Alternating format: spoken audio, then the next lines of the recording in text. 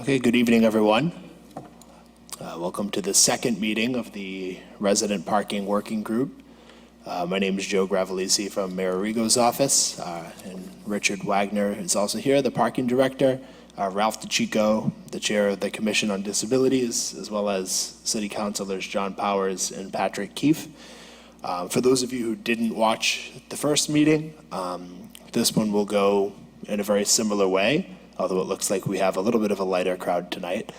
Everyone that's present will be invited to come up and speak for a few minutes with their thoughts on the implementation of a resident parking permit system for 2018 and what kinds of changes they'd like to see as far as resident parking.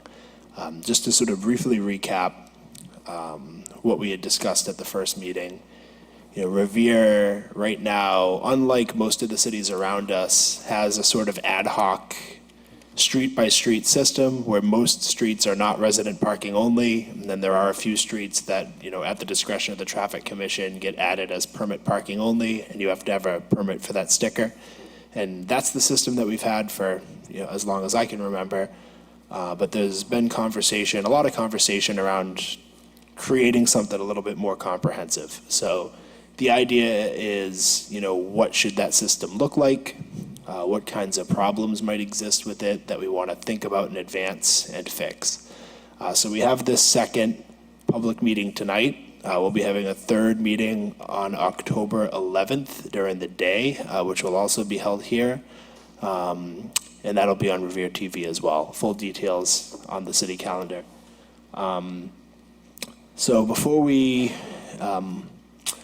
open the mic to the audience, I just didn't know if our city councilors, as well as the parking director, wanted to make any opening comments. So Councilor Keefe, if you want to get us started. Thank you, Mr. Gravelisi, and welcome to tonight's meeting. We have Richard Wagner up in the top. He is Director of Parking Control in the city, and we have a few of our city councilors as well. And like we mentioned, it is a light crowd. I know the first meeting, typically you get a lot of the questions out of the way. By no stretch of the imagination are we going to figure out the world's issues of parking in Revere tonight. It's going to take. We're going to continue to have more meetings. The next one, I believe, is October 11th.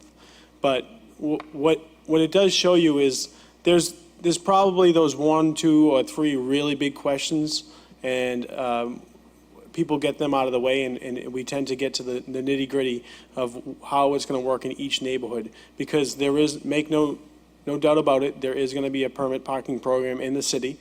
The date of implementation, that's probably something that I think that we would like to hone down on, and roundabouts when we would look at implementing this program. I think it's really important. It's necessary in the city.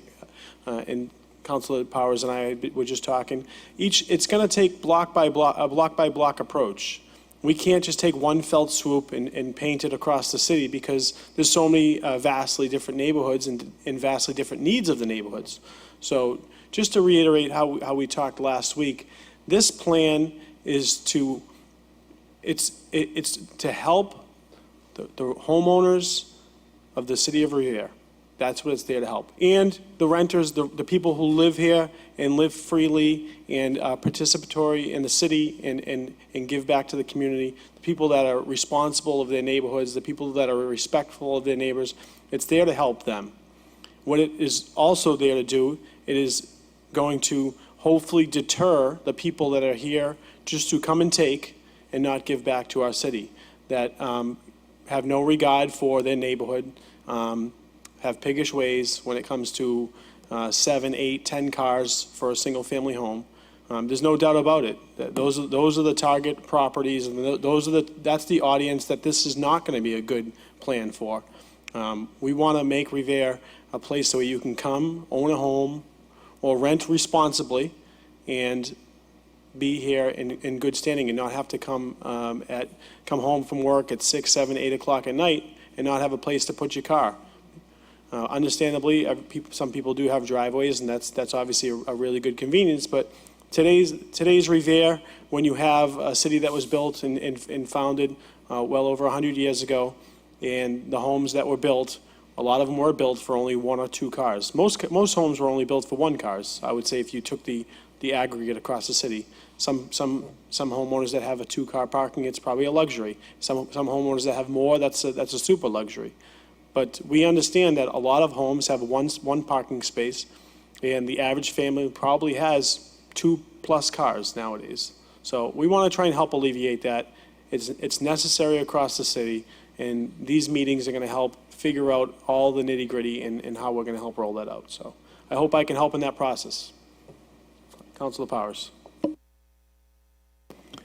Thank you, Councilor Keefe.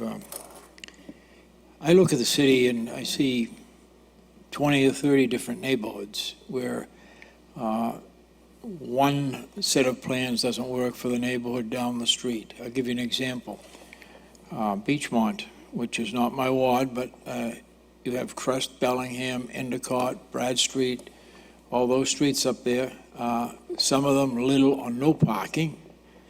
And you can't just come up with a system that's going to say to the person that's been living there for 30 or 40 years, you can't park here anymore. Go park down at Winthrop Avenue or something, or Crescent Avenue, something like that. You can't do that. So every different neighborhood is very different. The area, the same thing applies, I think, to Ward 2. I think you've got similarities up there. If you take Highland, Hitchpond, Thornton, those streets up there, houses are close, little or no parking except on the street. The area I represent, of course, is the Point of Pines, Lower Revere Street, and my ward runs all the way up to the Broadway Business District, up to School Street, Library Street, that area there. I think I'm very fortunate in this respect that down on the Point of Pines, resident parking, I think, depending on how the neighbors feel down there, would work fine.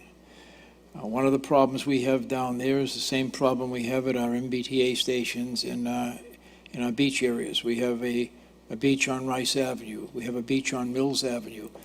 And we certainly, while we would welcome neighbors coming down to visit their relatives and friends, we certainly would want to have throngs of people coming in from other areas of the surrounding areas like Lynn, Swampscott, that area there. To park down there, and someone comes home from dinner in the evening, and no parking for them. So that's something that we have to look at very closely. Many of the people I've spoken to down in that area, they like resident parking. It works for them. The area that I live in is, we have resident parking down there now in most areas. The last Traffic Commission meeting, we just approved Sagamore and Bellevue for resident parking, 2 of the streets down there. We have it on Beachland Avenue. We have Calumet Street. We have it on Dunn Road, that whole area. And you say to yourself, well, why? There aren't that many. Sure, go ahead. What is it? Is it 24/7 down there, or 5 days a week? What's the time? Currently 5 days a week, How many hours a day? till I believe 5 p.m. Yeah, that's acceptable. Yeah. And I have resident parking in front of my house. And it works fine. And again, getting back to the rationale for resident parking, MBTA stations. You can't have people coming from other sections of the city and parking in front of your home, and you're coming home, from work or wherever, and you don't have a parking space. And that's been down there since I've lived down there for over 30 years. And it seems to have worked out well. Oak Island, there are sections of Oak Island where people, there's no beach down there, there's no MBTA station down there, so people come home at night, they come into their neighborhood, and there's normally parking there. It's not that much of a problem. Could very well be down the road. The other section of Oak Island, Arcadia, Ellet, New York, and Argyle Streets, close to the beach. That could become a problem down the road. With development going on the boulevard, which is, for the most part, being done as a matter of right, if the zoning is in place, you can't stop people from building if it's something is zoned RC1 or RC2. You can put in certain requirements, but you can't stop them. Sure. We have at least a minimum 2 parking spaces if any buildings is going up now, by the future. That's a good, yeah, that's a good question. I don't know anyone that has 1.25 cars, you know? So folks, if we could, everyone's going to have their chance to speak, so I would ask if people just come and speak. You know, everyone's going to have a chance, and because it's not like last time, we have a pretty small crowd, so I don't anticipate having to like put a 3-minute cap. So just, you know, wait your turn, come speak when it's your turn. Thank you. So again, those are my feelings, and it's my intention down the road to have neighborhood meetings with regard to parking. Have a meeting, let's say, at the Pines Yacht Club, and let everybody from down there come down and voice their opinion. Have another one at the Jack Satter House. Have another one at the high school. Let people make a determination as to what the majority of the people want, and there's a lot of things that can be ironed out by discussion, not just by a vote up here in the city council. We have to have the input from the neighborhood, and that's basically what I intend to do.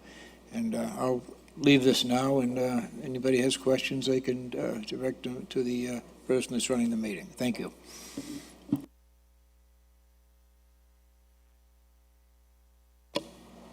Okay, I'm ready to take questions, so if you want to start with the gentleman in the second row here.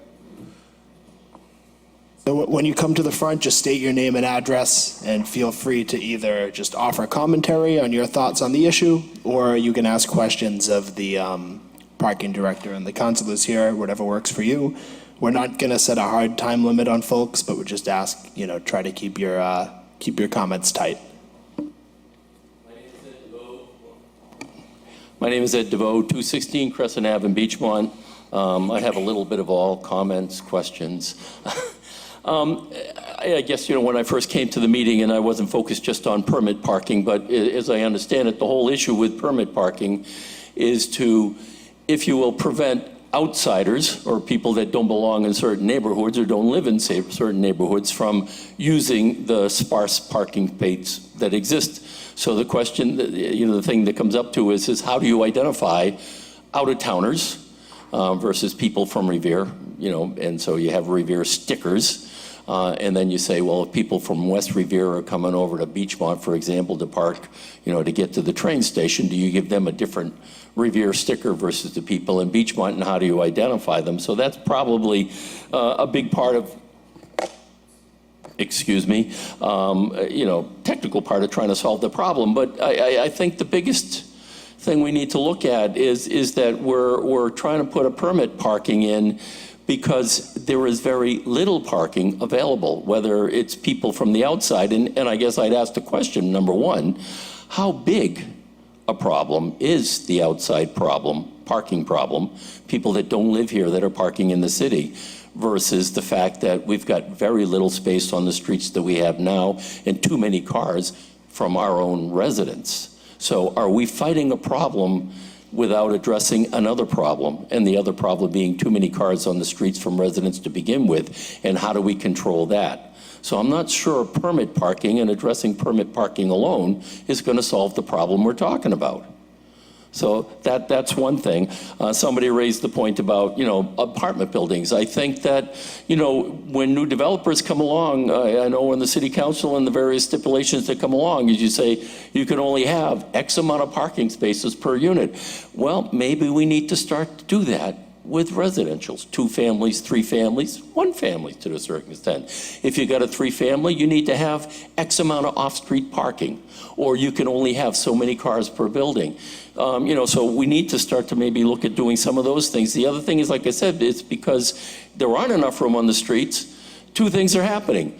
People are parking on the sidewalks because they're afraid to park in the street, because if you have a 2-lane street, they're afraid their car's going to get clipped. So we've got to address parking on the sidewalks. We can't address parking on the sidewalks unless we have fewer cars in the street, so it gets around. You know, maybe we need to look at more satellite parking, you know, for areas, you know, so that residents, granted, if they can't park in front of their house, they can park somewhere else. I mean, at some point in time, there's a price that needs to be paid somewhere. somehow, to solve the problem. One of the other, excuse me, you mentioned the neighborhood meetings, and I understand. So if I understand it, you're right. I mean, we're sitting here from the city trying to present ideas on a whole.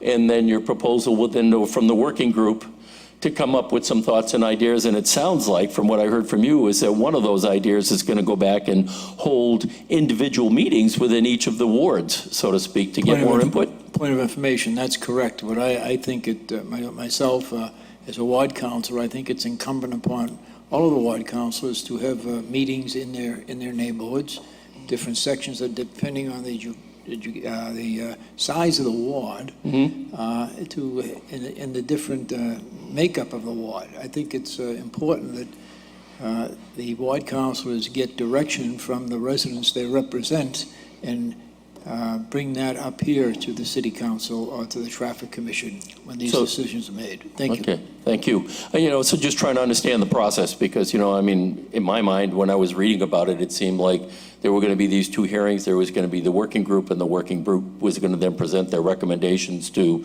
the mayor, the council, or whatever, and something was going to go on from there. So there'll probably be other informational meetings before some sort of recommendations are put together. Okay. All right. The other part that I wanted to make is that even with the permit parking and permit stickers, if we all have stickers, we all from Revere have stickers to, if you will, keep people from outside from parking within the city. Or even if we start doing it ward by ward, if you will, so that West Revere is not parking in Beachmont during the day, a large part of that's going to take a certain amount of, policing, for lack of a better word. So that means, and I guess whatever recommendation comes up, if you're going to do permit parking, you need somebody to enforce it.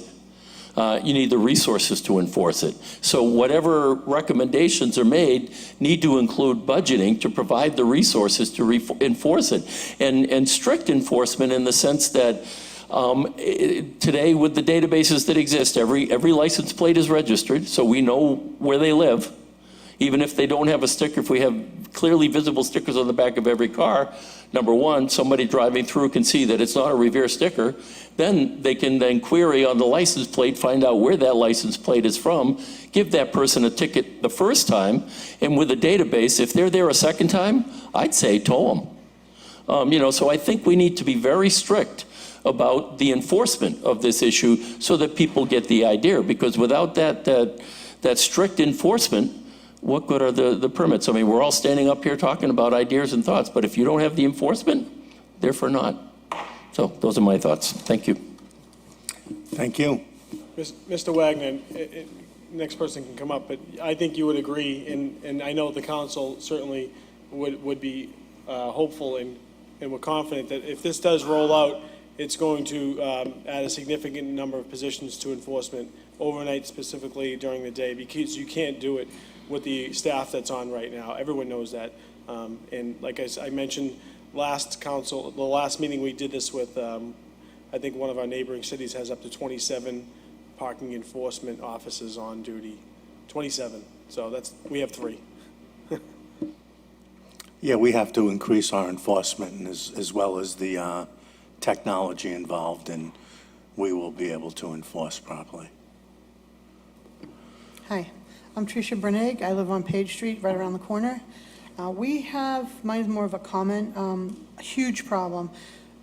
We have a very small street. A couple of houses do not have driveways at all.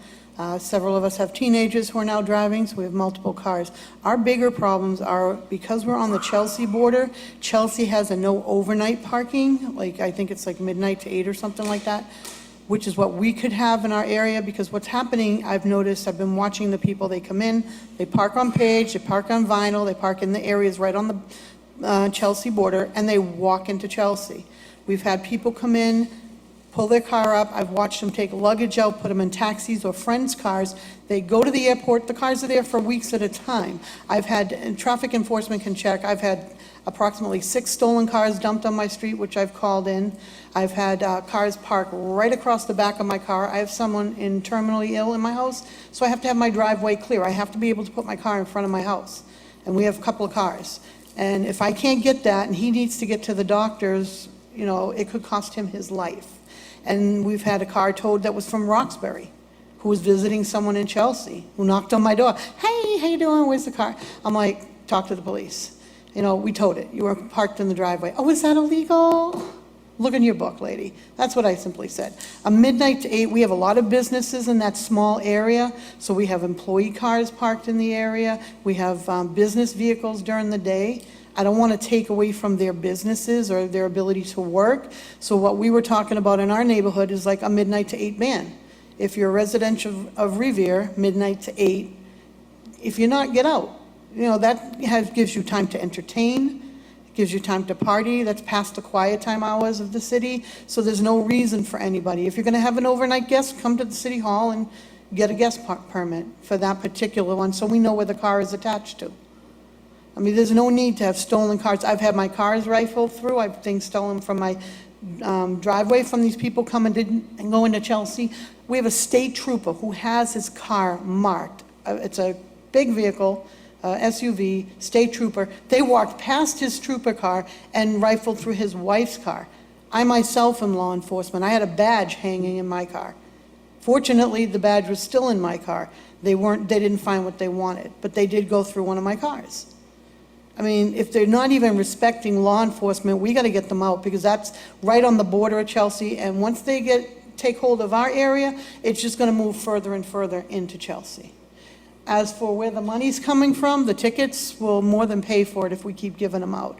And I can take an overnight shift if you want. Like I said, I am law enforcement, and I don't have a problem with that. So, I mean, there's one employee right there willing to step up, one citizen. There you go. And like I said, I'm nocturnal, so I'm out all the time at night anyway. But like I said, we need to get something before we have a lot more problems in the city. I've had prostitutes in front of my house doing their thing in the car, and I move it on. I show them the badge. I'm like, let's go. You know, next step is I'm calling PD. Usually, I'm only a constable. I'm not supposed to do that, but that's usually enough so that the police don't have to be bothered with something like that. But we've had drug deals going down in front of my house. It's ridiculous. And none of the cars are from Chelsea. I mean, from Revere. They're from Chelsea, they're from Lynn, they're from everywhere else, but it's a quiet street and they think they can get away with it. And I've shoveled my parking space. I can't tell you how, when the heavy snow gets, how long it takes. I come out, I go up the street to bring my car back, and somebody's sitting there from New Hampshire. And the car is sitting there for 10 days. And I know that they're at the airport and gone.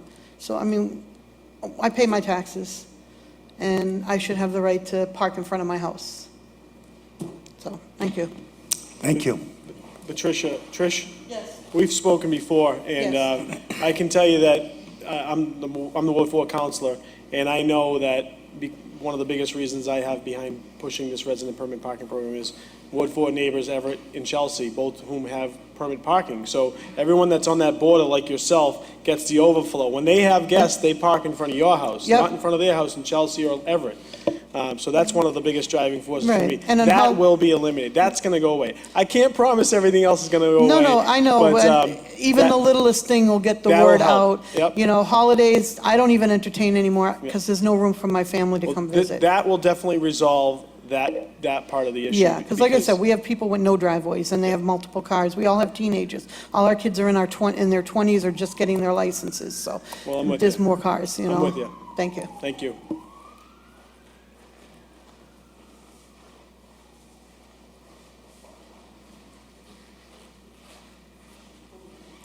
Hello, Anna Picardi, Park Avenue in Revere.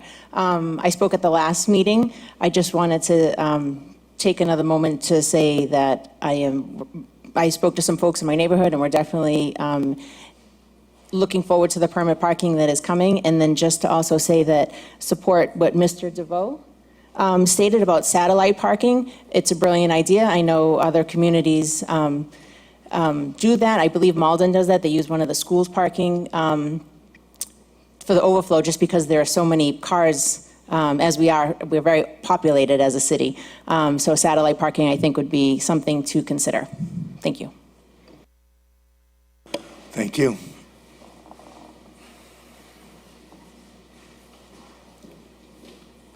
Eric Lampedecchio, 43 Tapley Avenue. Hi again, how are you? How are you tonight? Good, thank you. I just had a couple questions, maybe for the counselors, they might be able to help me with this. I know the next meeting date for residential parking is October 11th, and I know you had mentioned some community meetings. Do you guys have any dates for those?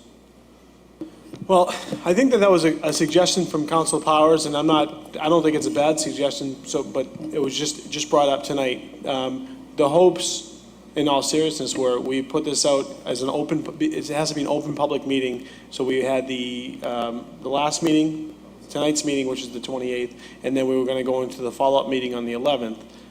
We have to broadcast those meetings because it's an open meeting law. I don't think we'll have the world solved by then, but we were hoping to come by then, be able to have it a little bit more honed in. And then if we have to break it into different community meetings by ward or by section of the city, then we would have to determine some dates. So that's just, there's no dates for that yet. That would obviously push it out well after October 11th. Okay, so October 11th would not be the final date on this? October 11th is not going to be the final date, Okay. but we're hoping to have a much better plan by then, certainly. And like I said, last meeting was pretty full. There's probably only so many questions you can really ask. Once you get through those, I mean, some of the questions tonight are going to be repeats. There's only so many questions you can probably ask, and then there has to be some form of, all right, this is what we're going to do. Then that will probably spark a few more questions, and it might be a little bit of back and forth. But at some point, it's going to be, we're going to have to go with the best plan possible, getting as much community input as possible. Okay. To that point, I know we've discussed a little bit about time-based parking tonight, and I really think that with all the different areas and neighborhoods of the city, each neighborhood has their own time-based need, so to speak. So Ward 4, you guys are really suffering with the Chelsea overflow from the overnight restriction. I don't have that issue over here in Ward 5. In Ward 5, specifically, as Mr. Powers alluded to, the T station areas and even parts of the Point of Pines, they get a lot of out-of-town commuters that come in, park for the day, hop on the T, and shoot into Boston. So perhaps our time need might be more of along the lines of 9 to 5. Towing is very effective. Don't tease us. We need that enforcement. My other concern is, there was another gentleman that spoke about the amount of vehicles on the street, and Mr. DeVoe recommended satellite parking, which is a really outside the box and great idea. I feel that these residential stickers aren't really going to take many cars off of the street. That's kind of my real concern. I know we're very overpopulated as a city. We're a land-poor city. And with all the development going on down the beach, I think you're seeing areas like Revere Street and Beachland Avenue and Calumet Street, they're really feeling the brunt of that overpopulation in that area. So I'm not sure what the best avenue is. I'm not sure if I know you have plenty of parking expertise, so I guess I would defer to you. Do you have any recommendations on what we could do to better alleviate those areas? I'm not as familiar with the areas themselves. You can only fit so many cars into so much space. So, you definitely have more demand than you do supply. You can create supply, build parking facilities. More municipal lots, perhaps, or? Municipal lots, garages. Okay, awesome. All right, thank you.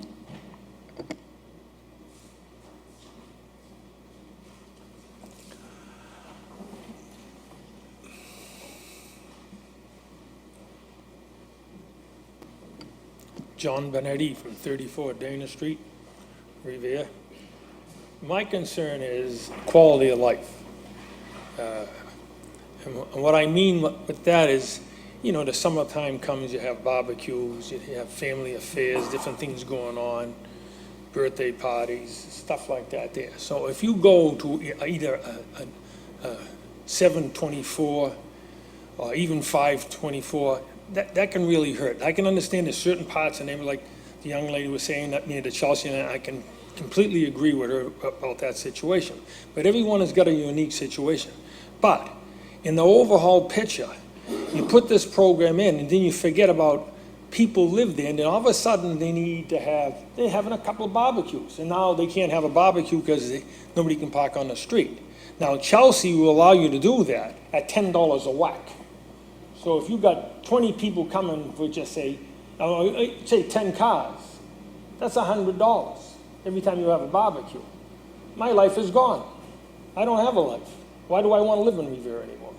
Now, like John was saying, his situation, I asked him the question, what his hours were, and they're working for him. Now, where I am, generally off of North Shore Road, Dana Street, Garfield Ave, Centennial, Cove Street, Walcott Road, all through there, the 7 to 12 works, it gets rid of the MBTA people as a rule. We get a straggler sometimes, he comes in maybe 12:30, he's usually gone by 4:30. Most of them are gone. By the time people come home, they're gone. The few cars that sneak in after 12 o'clock. But that's only 5 days a week. So that leaves people time to, have, you got a 4th of July party, you got a Memorial Day party, you got an end of the year party, and a few parties in between that. What if you got a birthday party? People have got to realize that if they're not careful, one day, what good is living? You can't do anything. Now, I can understand we have parking problems, and you're always going to have it. And one of them is this city's allowed buildings to go up, John, you know that, 1 1/4 parking. That's totally ridiculous. You want to build a brand-new building in this city, change the damn ordinance to 2 cars at least. And then we have another problem. You turn 1s into 2s, 2s into 3s. They constantly do that in this city. We got 2 on the Home Street with 0 parking. They took the parking meters away. Why'd they take the parking meters away? Because they know those buildings are going to have somebody to park there. Oh, no, these are commuters. They're not going to have cars. Now, come on. That's not the case. Now, another lady was saying cars are there 10 days. That was the one from way up near the Chelsea here. She's right. But we have an ordinance. 72 hours is all a car can stand in one spot. Look it up. Look it up. 72 hours. That means anybody, if you're not moving that car every 72 hours, you should have a ticket. Oh yeah, she got mad at me. She got mad at me the other day. She blasted me for that one. All right. Why are you picking on me? I'm just trying to show you. For years I tell you can't do that, but they don't believe me. So the thing is quality of life is also another issue. All right, and we have to change. We got to get to parking. You got to stop. Now, I know up in Hitchbond Street, Thornton Street, Centennial Ave, a lot of those there, those were 3-deckers. They're now 6 families, some of them. Some of them were 6-deckers when I was a kid, because that's how long I've been here. I've been here all my life, 75 years. They were turned into 12 families. Next door to me, I got a rooming house, basically. I got 7 people living in a 1 family. And you know what the city tells me? They can rent rooms. That's what I get. Those are the answers I get. The 3-decker behind me, 21 names on the mailbox, because I don't care if I walk up on the porch. Put me in jail if you like. I'm waiting for them to take my American flag down. That's how I feel about the end. This is the stuff that goes on. Now, the thing is like the other gentleman says, there's only so much parking. Now, I know people, and I'm not mentioning names because I don't do that got driveways that don't use them. Maybe we should enforce that. If you have a driveway, after, say, 9 o'clock, your car has to be in that yard. They do that in Swampscott and those places. That's how it works.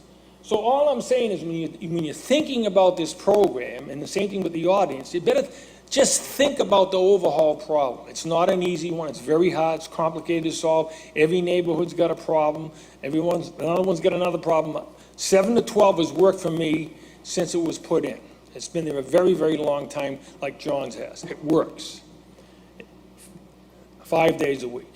You start doing it 7 days a week, it's going to cut into a lot of people's problems. Like I say, you got parties, you got, things in the summertime. We don't have enough city parking, so we can use another lot somewhere, as we've sold it all off at dollars. Dollars, pennies on the dollar we sold our property. The Walker School, the Liberty School. I can go on and on and on. All these properties, we sold them off. When they were selling them off, I knew they were going to be in trouble someday.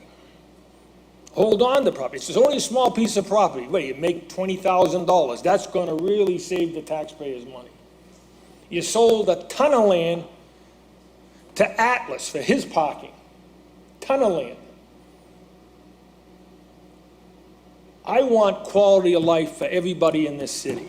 Everybody is unique, but everybody's got to understand one thing is you can't always park in front of your house. Now, here's a case in point. The gas company's working in my area. My street's just loaded with equipment, pipes, I don't have a problem with it because it's going to move eventually. But sometimes I come home, I got to park a block away. I'm 75, I can walk a block away. You're telling me a 30-year-old can't walk a block away? Give me a break. All right? That's the thing. So that's all I really want to say, and I hope you really take this into consideration. The biggest thing is, if you do this and now nobody can have a party someplace, and if you do it like I says in Chelsea, they charge you, all right, every time you want a guest. I mean, why should people, you know, the older generation, the ones that still got family, they're going to want to leave. I already got friends saying, why do I want to stay here? I've been on my street 64 years on Dana Street. And the rest of them are up on Walcott Ave. I mean on Walnut Ave, all right? Now, I don't want to move, but what am I going to do if I just have to stay home by myself all the time? I can't have guests, you know. And what are we going to do when it's Christmas or Thanksgiving or Easter, or if it's Jewish faith, Hanukkah and things like that there, or if you sit and shiver or something like, what are you going to do? You're going to charge people for that? It's just not fair. So I'll cut it off there. Thank you for your time. Okay, we appreciate your input. Mr. Wagner, I actually have a question you might know better than me. How common is it on holidays like Christmas or 4th of July to just not have parking enforcement out in cities that have a policy like this? Well, a lot of holidays, there's civil service workers, they're off, but they can certainly be scheduled to enforce. I mean, you know, this city needs to have a whole new program put in place, and I think that's what we're beginning to do. And we're getting input from the residents, and the residents need to give their councilman input, and we need to put together a program. And I'm ready to put it together as fast as I get the input to do so. And, you know, it won't be perfect, but we'll try and please as many people as we can. Thank you. Good evening. Brian Parsons, 305 Prospect Ave, Revere, Mass. I'm also a lifelong resident, and I worked 35 years for the city of Revere. And now I have the pleasure of being retired and able to walk my dog and run the streets of Revere. And it occurred to me that we're being redundant now, and I understand that we're going to have to tailor this situation to each different neighborhood. And I believe some of the offshoots of a strong economy and a booming nation, in which I think we are right now, is the ability to attain cars, and which is a good thing. But I think, judging from everyone's comments, I think it's almost impossible with legal apartments and illegal apartments, and people mentioned, you know, names on residents and so forth. I believe it's impossible to extrapolate exactly how many people are in and where and how many vehicles that we have. And that being said, I think that some of the things that we didn't mention was, I was quite alarmed the other day on streets next to my neighborhood. I was running up Vane Street the other day, and I watched the fire apparatus try to make the turn and make this and try to go up the street in the middle of the day, and that was quite alarming. And this was in the middle of the day, when most people were out working. We have to work hard on this. I don't know what's the right situation to be, but one thing I did see in the streets where I was walking around, gentlemen, ladies and gentlemen, was the existence of people running businesses out of their houses with multiple vehicles at all times. I don't know if there's a city ordinance that pertains to that. Parking alone, I don't know what that was, but it seems to be a prevalent problem on all of the streets where I was, and that's just in my neighborhood. And I don't have it too bad compared to some of these good people that are here. But it is a massive problem, and it's gonna take some time and some imagination to figure it out. Thank you for listening. Thank you.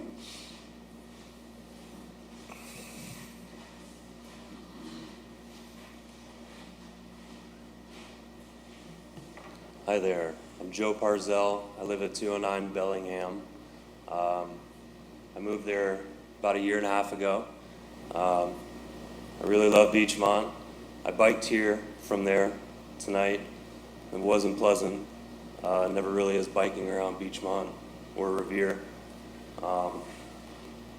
Like everybody else is saying, there are lots of problems with parked cars on the streets, and if I could have my way, I would have no cars whatsoever on the streets. You'd make more room for traffic, more room for bikes and buses, emergency vehicles. I don't want to run down through all the details like everybody else has been doing, but one of my main issues is parking on the sidewalks in Beachmont. And there's a city ordinance that allows people to park on the sidewalk on the 3 main roads in Beachmont, and I think that should probably be taken off the books. We have a school that a lot of kids walk to.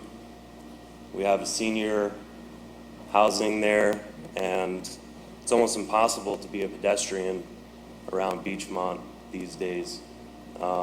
We have the T-stop that everybody wants to walk to, but you can't anymore. And especially in the winter, when there's snow, or on garbage day, when there's trash cans everywhere, you can't get by on any of the sidewalks, and the cars just kind of taken over. They're really damaged. I have some notes here that I'd like to leave with you, so I don't have to go through them all. But there are some other issues with parking on Unity Ave, parking by Dunkin' Donuts, and how the bus has been parking in front of the T-stop. Thanks, Joe. Good to see you. All right, thanks. Thank you. Thank you. If I can, and I know you don't live in my ward, I think you're in Ward 1, I assume. But you make really good points, and we have Ralph Tachigo here, who's on the Council of Disabilities for Revere, and he's actually made really good strides because it's hilarious. I moved to Revere 14 years ago, and I was astounded because when I first moved to my street, half the neighbors parked on the sidewalk, and I was like, wow, it's weird. I guess you can park on the sidewalk in Revere, and it was almost commonplace in a lot of our streets. The enforcement on it has been a lot better. It's driven people nuts. I've gotten more calls from when they stopped allowing it on Warren Street. It was really painful for the residents there because the other flip side of it is you're making it more pedestrian friendly, but then the fire apparatus, like Vane Street, the vehicles can't get up there. So it was a temporary, probably solved many years ago. I think this happened during the Ambrosino era, or maybe even before that, but it was officially allowed probably about 15 years ago. And it was a temporary solve to help allow large vehicles to get up and down the street, but it took absolutely no consideration people trying to walk, whether they're walking their dog, ride a bicycle, maybe if they needed a wheelchair. So it's definitely not the right thing to do, and I'm glad to see that more of the streets are starting to eliminate that. I can't advocate for the ones over by you, except for the fact that I would always err on the side of of what Ralph and his team have to say on that. Yeah, I don't think, thank you. I don't think that letting the cars park on the street is the resolution, because like you said, you can't get through, so one resolution is to not let them park on that side. In my notes, I offer some suggestions, and like everybody else is saying, just get people to park in their own driveway.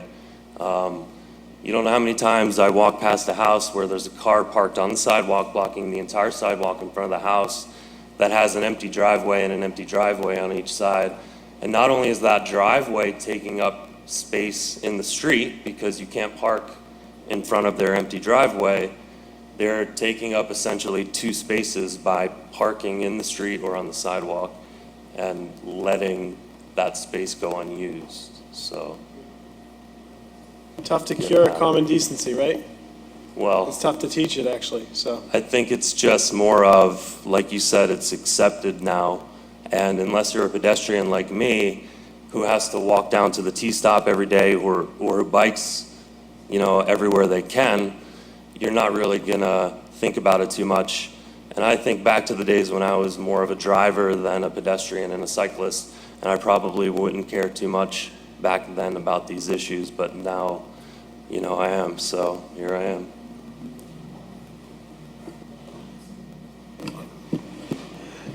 Just for a point of information, the Commission on Disabilities had sent a letter to the Traffic Commission, I believe, back in April, asking them to take a look at, I believe there's 6 streets that are on the city ordinances to allow parking on the sidewalks. Actually, that is an ADA violation, so we had asked the Traffic Commission to take a look at getting those removed from the city ordinances and/or taking a look at if the streets are not wide enough to making it parking on one side of the street. So it is being looked at. So it's something that we are actually trying to get that situation rectified.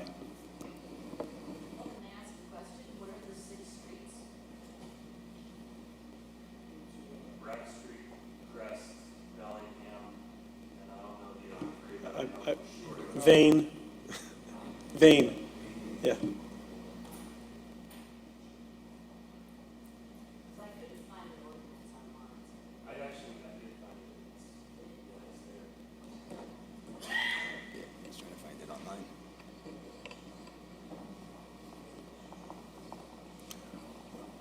Are there any other questions?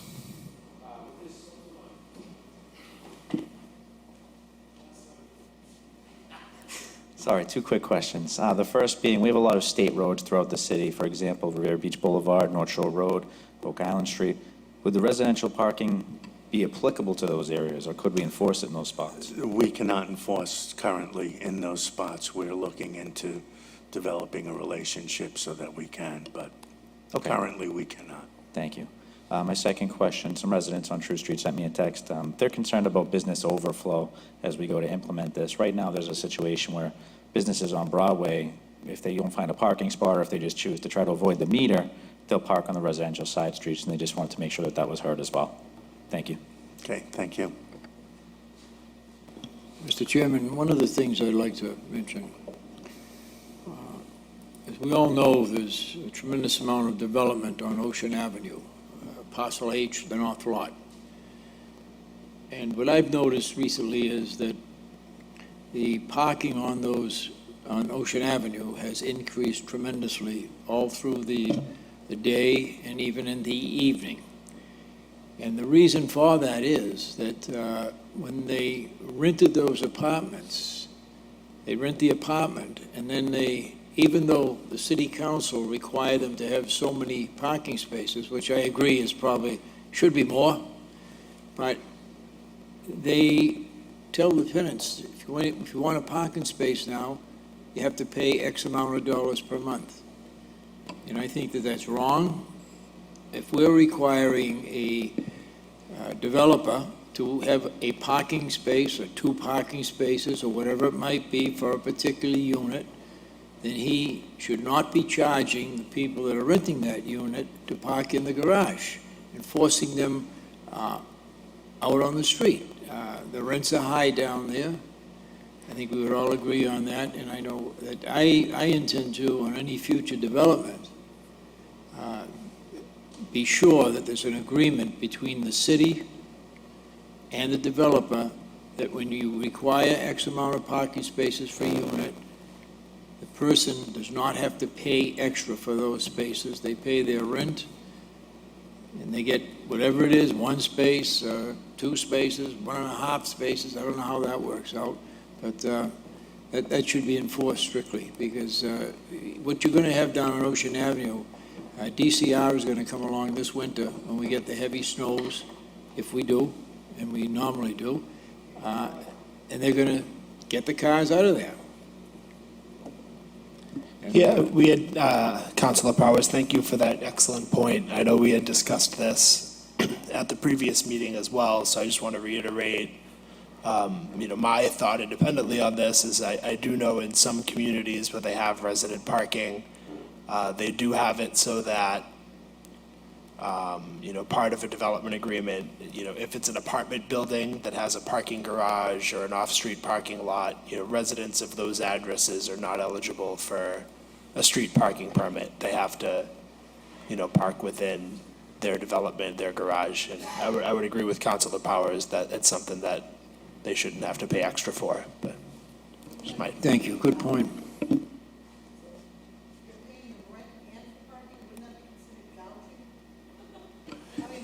Yeah, I mean, while it's not, in free theory, market. in theory, people enter into it freely, right? But I think Councilor Powers expressed a good point, which is that at the very least, these types of things should be discussed up front, or someone's, say they're gonna have a parking garage at their, at their facility, but if they're gonna charge more on top of that, and therefore, by doing that, incentivize people to just not park in that garage and go park on the street, then we're undermining the purpose of them having off-street parking in the first place, so. Or not live in the facility, like I Right. chose not to do. Right. Well, that's the free market at work right there. Are there any other comments? I'm going to comment as a citizen, not as the Commission on Disabilities, Ralph DeChico, 49 Washington Street. I am totally in favor of the resident parking. I'm glad that one of my questions was for apartment buildings that have parking on the garages, that I feel that those residents should not be allowed if we did implement a resident parking permit, because they do have parking that's in that building, because those are other cars that would heavily impact the neighborhoods that should not have resident parking. Those buildings were built with parking regardless if they charge or do not charge. They were built with parking in them, so they should not be parking on these streets. As for Ocean Ave, I'm waiting for the signs for DCR to be put up there. Those cars are not supposed to be parked on that, and that was part of the trans agreement, that no cars were supposed to be parked on the boulevard over there. So I don't know what's taking DCR so long to put those there. My other question and comment for resident parking is, I do like the idea of the time, but I would like to see that if it could be a two-fold time slot, depending on the areas. It should be during the day for certain hours, and I think it should be overnight, citywide. The majority of the problem is houses that have illegal apartments, and when we say, is there a way of knowing how many cars are actually in the city? We can find out how many are supposed to be in the city by what is registered on the excise roll. That's how we can see how many cars are supposed to be here. And then we can take a census, a round figure, to see how many cars are actually on the streets. So we can see what's on the actual roll of excises to see how many cars are supposed to be in the city. And then you can just take a look and see how many are there. So you'll know by that, by just seeing what's on there for the excise. But I'm for having a two-slotted time frame during the day and overnight. And also towards holidays, and I know we had a discussion on it, that some cities do implement that. It's not in effect for holidays. So that would be posted that the parking for residents only would not be effect on holidays. And I think that would work.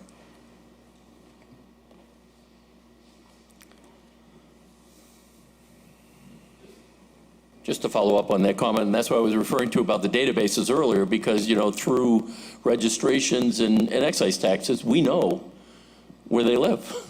And even to get to the apartment buildings, if the apartment owners, the developers, are charging their renters for the parking spaces, and those renters don't want to pay it and they want to park in the street, well, I would think as a city, or working with the DCR or whoever, depending upon where their property is, we can restrict the parking in the street. And we can tell if they're in that apartment building, because we can tell by their registration where they live. And we can ticket them once, tow them the second time. So there are ways, through the information that's available, creating databases and 21st century policing and enforcement. Yeah, okay. Thank you. Yeah. I can say that obviously we're far from perfect. And there's a lot of work to do, but one thing that has made a positive difference on the front of vehicles that should be registered in Revere that aren't, as most of you know, Revere did add an overnight parking control officer last year for the first time. Previously that had fallen on the Revere Police to enforce that, which is inconsistent. We obviously, I think, need more than one. I think that's something that everyone agrees upon. But since adding the one and, being able to address violations when there's out-of-state plates or cars parked illegally on streets that do have resident parking now, the city has seen an uptick in excise tax come in since that happened. I think people are being incentive. They realize that they are going to be ticketed if they're parked illegally overnight now. So it hasn't addressed all the problems, but at least it, goes to show that people are definitely onto something when they say that's one of the big issues is, if you have 10, 12, 13 vehicles in a 3 or 4 family dwelling, how many of those vehicles aren't registered in Revere? So seeing a little bit of progress on that front, but obviously there's a lot more work to do.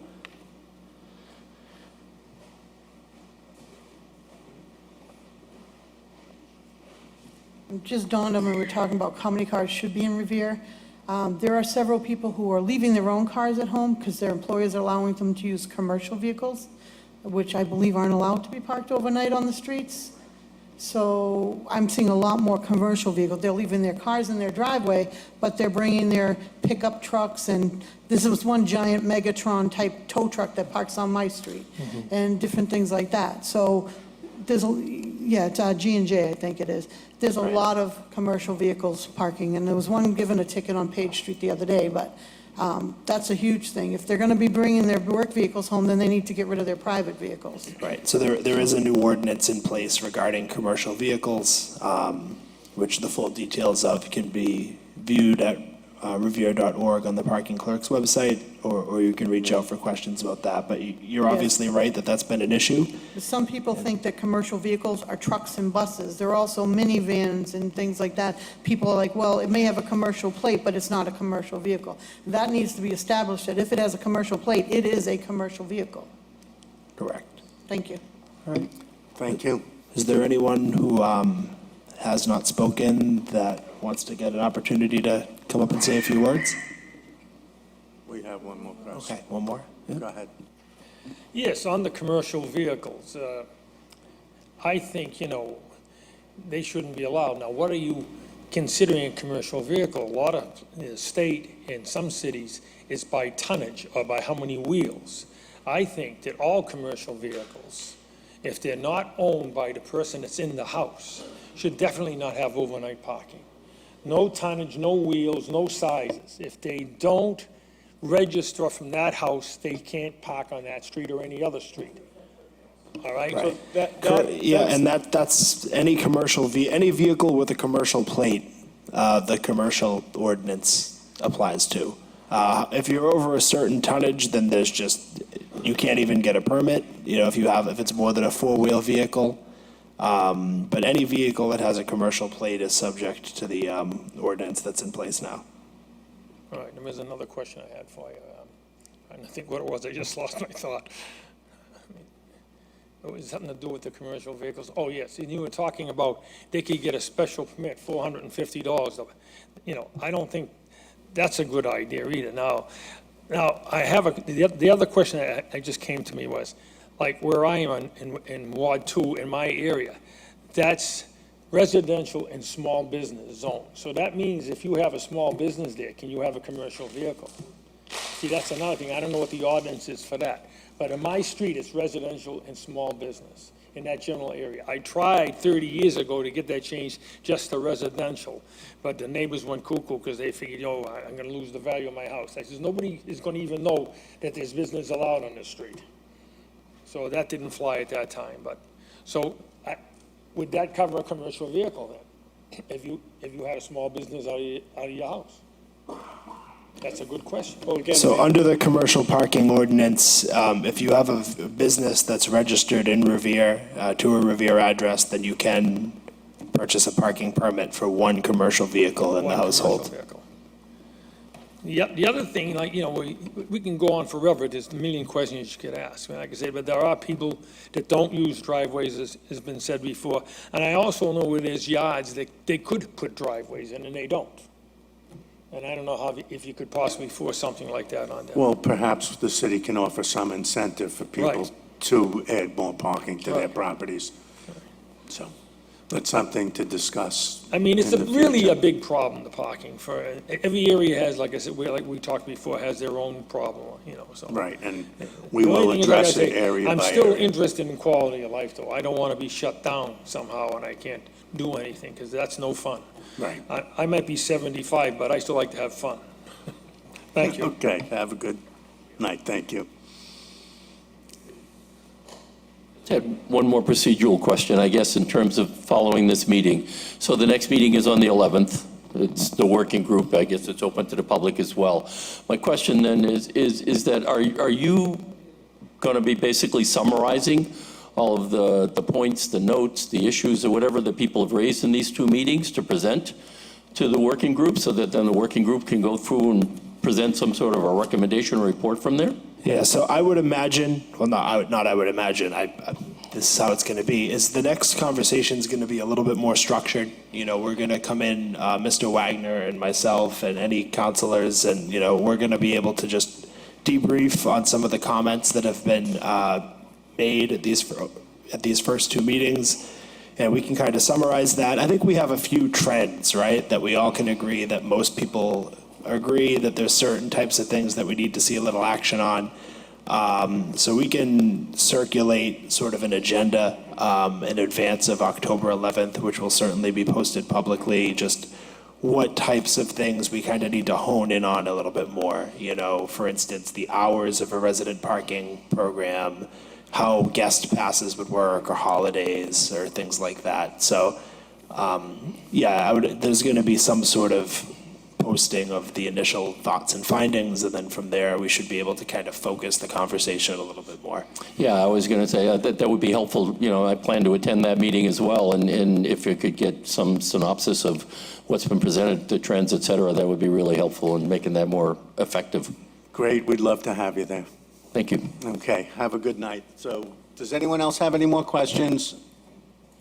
Okay, well, I thank everybody for coming, and we look forward to seeing you at our next meeting, and have a great night.